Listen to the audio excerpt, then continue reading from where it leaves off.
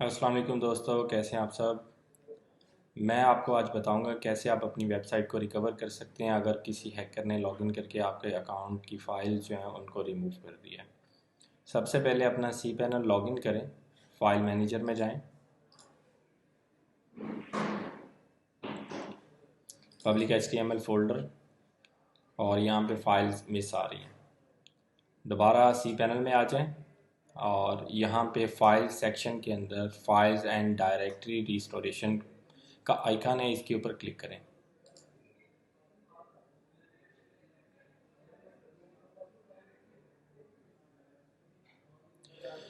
अगर तो आपने किसी पाथ को रिस्टोर करना है तो वो आप इंटर कर सकते हैं, लेकिन मैं चूज़ करूँगा browser path, file and directories.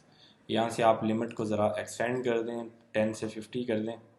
और मैंने रिस्टोर करना है पब्लिक HTML फ़ोल्डर को, तो मैं शो बैकअप्स के ऊपर क्लिक करूँगा। यहाँ पे मेरे पास 3 बैकअप अवेलेबल है, तो जिस डेट के ऊपर आपने रिस्टोर करना है उसके ऊपर क्लिक करें और रिस्टोर कर दें। जैसे ही सक्सेस का मैसेज आपको डिस्प्ले हो तो आप लॉगिन करें, दोबारा फाइल मैनेजर में चले जाएं, रीलोड करें। आपकी फ़ाइल्स वापस आ चुकी हैं। अल्लाह हाफिज़।